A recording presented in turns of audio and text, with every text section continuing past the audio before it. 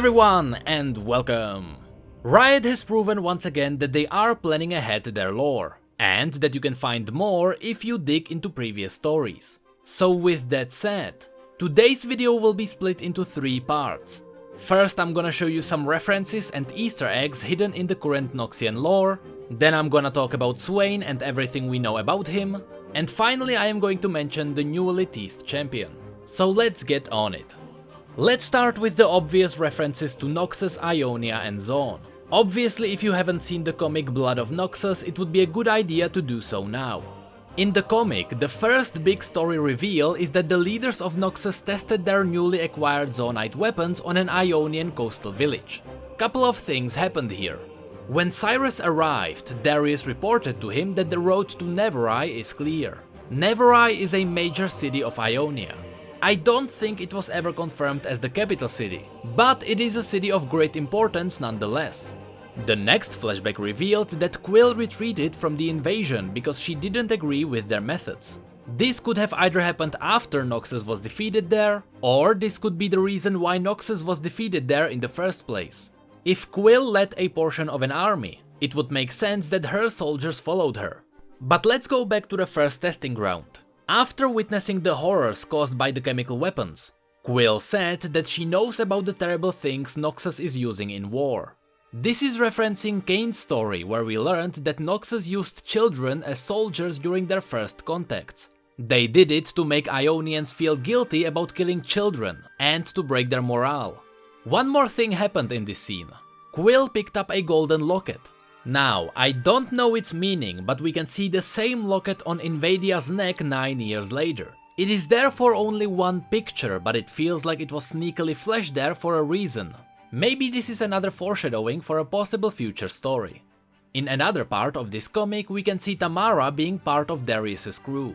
We know her from the Progress Day story, where another Noxian spy successfully infiltrated one of the most powerful houses in Piltover. And of course, we can't forget to mention the ending of the comic. Before Quill was able to finish her sentence, she was most likely to say one of 2 things.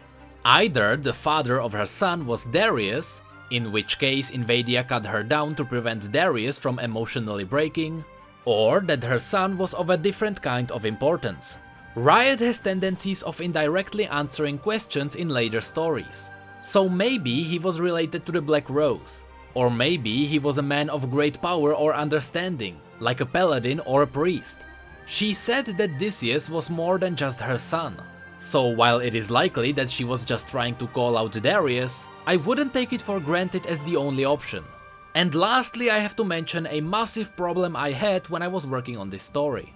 This story takes place in Basilish, but they always show this city. The problem is, this city looks exactly like the capital of Noxus, the Immortal Bastion, and even worse, they call it Basilish only in pictures that don't directly show the city, and when they show the city they don't even talk about it.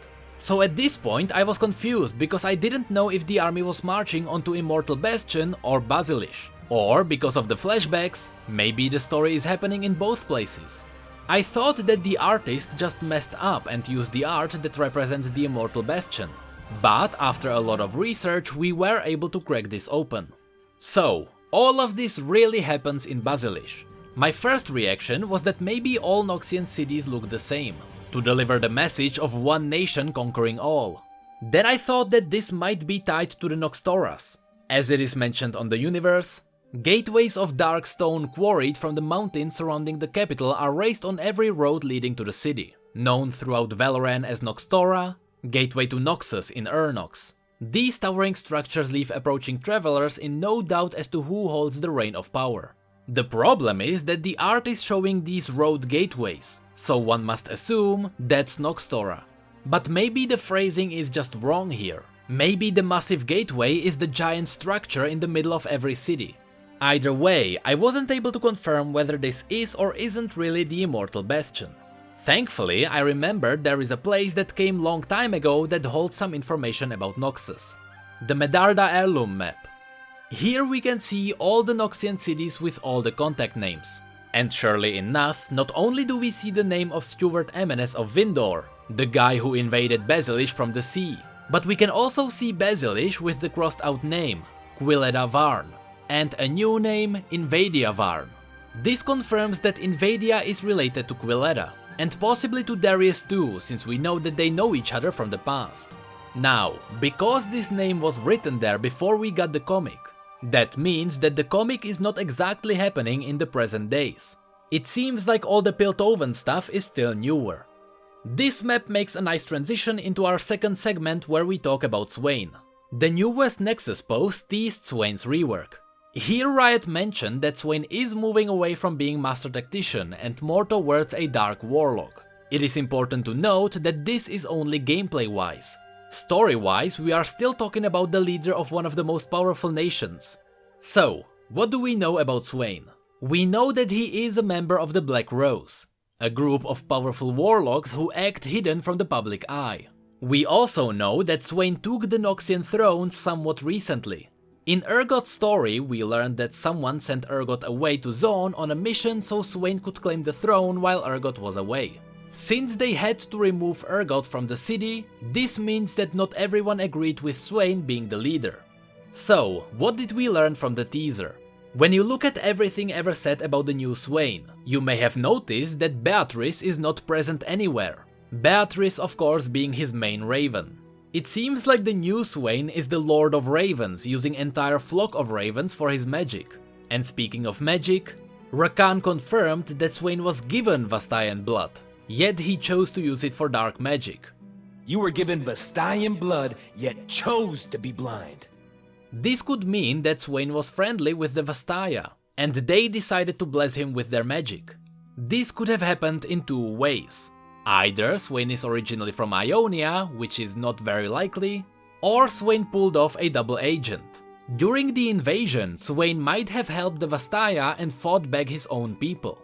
This would earn him their trust and they would reward him. Honestly, to this day, we don't really know the reason of the Ionian invasion in the first place. Maybe all of this was Swain's plan. The image released with the teaser also helps us figure stuff out. We can't really be certain about the banners or the weapons here, but what we can see clearly is the surrounding area. Swain is marching onto a coastal city. Now this city could be one of two options. Now we're getting back to the map. And massive props to Firekeeper on our Discord for this. If you look at the map, you can see a raven drawn on the Shuriman coast. Since every other picture on this map is related to the area around it, I am pretty sure that this raven is representing Swain. Everything points towards it. Noxus is currently on a campaign where they want to invade Piltover. The north of Piltover has been almost entirely conquered, as it is shown by the Noxian seals marking every city. Only the South Shuriman coast is not giving in. This strongly hints that Swain is trying to surround Piltover before the final push. So this image might either be in Kumangra or Holdrum.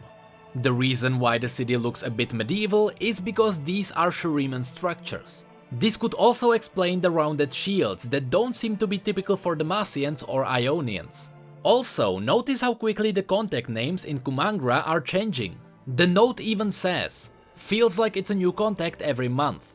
So Swain might be trying to put the right people in the seat of power here for even greater advantage. After all, this is the closest city to Piltover. Let me quote a part from this post before we close this chapter. "The Noxians are coming and their ambitious leader is already steps ahead of you. What will you sacrifice?" "The Noxians are coming" also confirms that the invasion is about to conclude.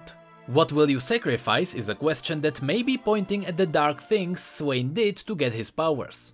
But that's pretty much all we know about that. Now let's quickly mention the new teased champion. There isn't much to work with. They said that he's gonna be playful and bubbly. It also hints at possible dream magic and making people fall asleep. We know that fairy magic is almost always bound to either Yordles or the Vastaya, and seeing that Irelia might also get an update, both of these are possible options. They also mentioned a cataclysmic change coming, which is only underlined by the butterfly theme, since butterflies mean change.